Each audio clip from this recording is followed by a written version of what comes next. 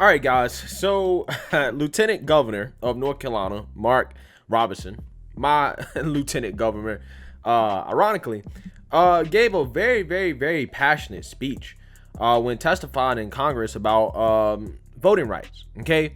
And again, this is a big conversation in Congress because of what happened in Georgia, with their election integrity bill, and some of the other bills that are coming down the pipeline in regards to this, including HR 1 from the Democrats, right? The For the People Act, which is basically designed to nuke the Republican Party, right? That's what it's designed to do. It's just another Democrat power grab, okay?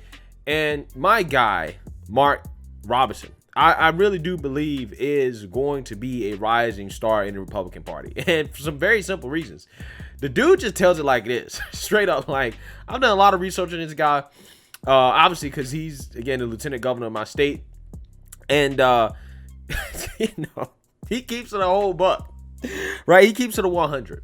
But I think his strongest stance is in regards to education and how important school choice is in our country, right? He's also a very strong advocate for the Second Amendment, right? He served on the board of the NRA, and also, he fully supports the Republican position on election integrity. So let's listen to him give this speech about voting rights, in which he's going to really hammer the Democrats on this and end up ultimately telling them that, hey, stop using me, a black man, as a pawn to grab power.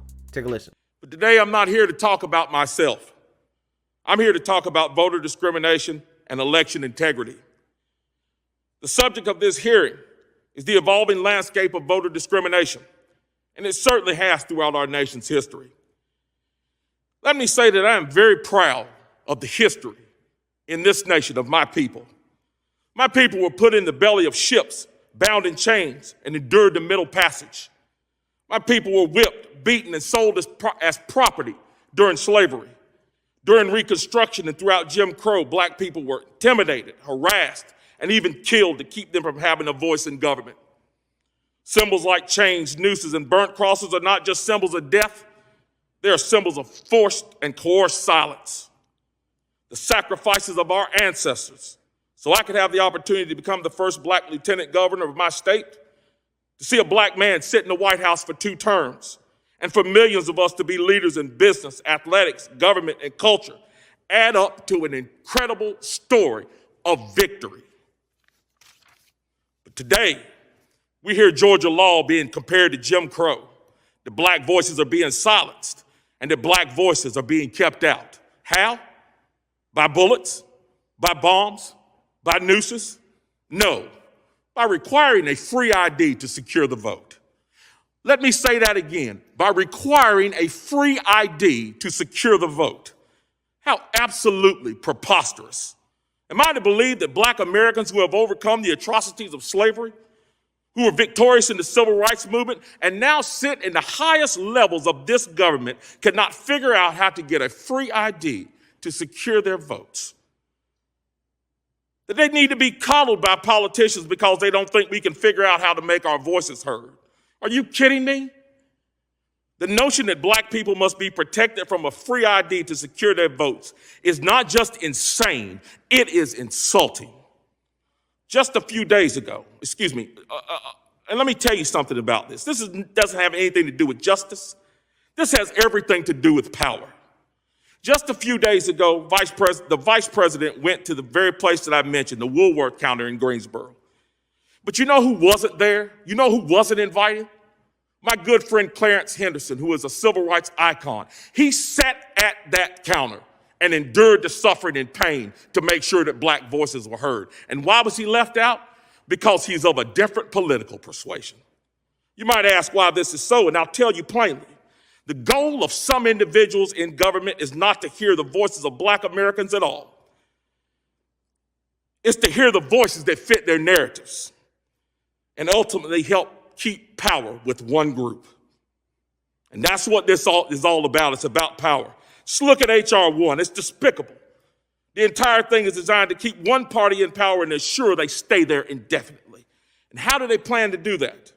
by taking away the rights of states given by the Constitution to govern their own elections, to mandate a wish list, a partisan wish list that comes down from that federal government. Some of these items include using government dollars to fund campaigns in order to give an advantage to one party, mandating that felons are allowed to vote, including illegal immigrants on voter rolls, and of course, trying to ban states from having voter ID.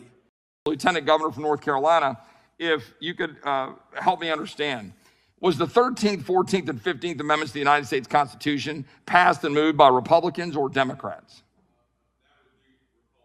Right, and was the movement to, put your microphone on, sir. That would be Republicans. Was the move for the 64 Civil Rights Act and the 65 Voting Rights Act led heavily by Republicans or Democrats? That would be Republicans. And so as we sit here today, and as we're being accused by many of our colleagues on the other side of the aisle of wanting to somehow perpetuate the Jim Crow South, when in fact what we're trying to do is perpetuate laws that you can believe in, that you've so eloquently discussed, do you see any merit in that whatsoever? Absolutely not. And just if I have a moment just to add something, when you talk about that history is clear. Who stood on which side at every turn in history? It is clear. It's not even in dispute. And it's not in dispute now. What we want is integrity. We don't want power. We want integrity. We want the right thing to be done. We want to encourage citizens to be responsible. We want to have the best election system in the world. In the world. Third world countries, places like India where the poverty rate is staggering, they have to show that finger when they go vote. It's time that we modernize our election system in this country and stop playing all these silly games based on race. And please, stop using me as a black man as your pawn. And yes, I said it, to push your agenda. I'm sick of it. It happened a long time ago in this country, and I'm tired. Chairman, I would ask that the... All right, so that was on point, right? That honestly was one of the best speeches on this whole issue that I've heard. Okay, because he starts by saying, listen, as black people in this country, right, when there was actually, real systemic racism, right, racism that was actually written into our laws, black people survived, right? We survived, and matter of fact, we progressed. We overcame that, okay? And now we're sitting here in the 21st century, and these Democrats are acting like black people can't get an ID to vote. A free ID, by the way, okay? And it's really offensive and insulting to black people that Democrats keep pushing this idea that we're some type of helpless people that can't do anything for ourselves. We need the government for everything. We need them to take care of us. We need them to help us vote. Joe Biden said it himself. He said black people, can't use a computer, right? They can't use a computer to go find out how to get vaccinated. This is the hard bigotry of low expectations, right? And I'm saying that because my boy Jason Whitlock, he hates when they call it soft bigotry, right? It's actually hard bigotry. It really is. Having low expectations for people is bigotry, right? That is the worst form of racism in my opinion. And the Democrats really, really, really exemplify that, right? In terms of how they talk about black people. They talk about us like we literally cannot do anything without them. Right. And ultimately, at the end of the day, this is a way to gain power. Right. And this is why Mark Robinson talked about, hey, this is why Mark Johnson demanded, and rightfully so, that the Democrats stop using us as pawns for power grabs. OK, because that's what it's about. Kamala Harris showed up to Woolworths in Greensboro, right, where they had the sit-ins, and she didn't even invite Clarence Henderson, who was a part of that, right? Because he supports Trump. Because he's a black man that supported Trump. It doesn't matter all the racism that he went through, right? The real racism that he went through. Because he's a Republican that supports Trump. Oh, man, we can't invite him. We can't be associated with him. It's almost like they really don't care about the so-called racism that they claim that they are fighting against. They really don't care about that. What they really care about is political affiliation. It's about power. And you saw it right down there in Georgia, right? How all these Democrats behind the scenes, low key, was encouraging the MLB to move the game from Atlanta to someone else, right? They were actively encouraging the MLB to remove $100 million of economic activity from a largely black city with a lot of black businesses to someone else. They use that as a way to try to grab power from the Republicans, to try to protest against Republicans for political purposes. They hurt you economically, but at the very least, they're fighting for you to vote for them. You see how that works? They don't care about you economically, but they do care about your votes. Whether or not you stay poor don't matter to them, right? And I've said this before and I'll say it again. I would rather have economic rights than voting rights, okay? Give me school choice. Give me a good education. Give me a low tax environment. Give me a business friendly environment, and we'll handle everything else. I don't need to vote, right? As long as you give me those things, whatever, right? Now, obviously, people do have the right to vote, right? You can get an ID. We want to protect the integrity of our systems and our institutions, right? And then, guys, you've seen it time and time and time again. Every time the Democrats want to grab power, it's about race, okay? Right? Like, look at the proposal to make DC a state. Oh, my God. DC is mostly black people, so if y'all don't want to make DC a state and give us 2 more seats in the Senate, then you guys are racist. That's literally what they say. That's literally the argument. Oh, climate change now. Oh, if you don't sign up for the Green New Deal, you guys are racist. You're against black people if you don't sign up for the Green New Deal. Oh, filibuster. Oh, man, if you don't want to get rid of the filibuster and let us just do whatever we want to do, then you're racist because the filibuster is racist, even though, again, the filibuster being used to block the Civil Rights Act was used by the Democrats. That's what it was used by. The modern day Democrats use the filibuster to block Tim Scott's, who's a black Republican's, police reform bill. Okay? They don't care about these actual issues.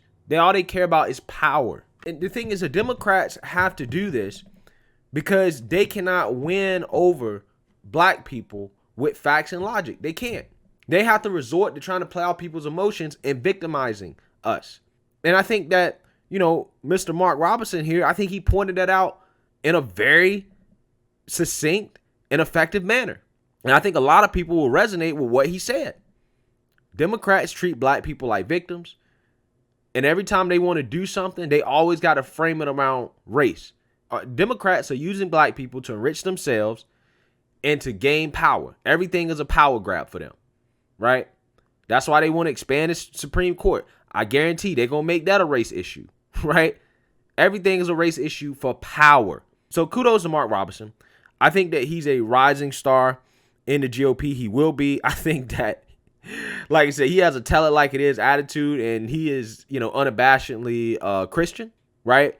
And he stands for a lot of traditionally conservative / Republican policies that I think a lot of people are going to resonate with. And again, I wouldn't be surprised if this is not the last time we hear from him. So let me know what you guys think. Make sure you like, comment, and subscribe. Most importantly, share a black conservative perspective. Peace.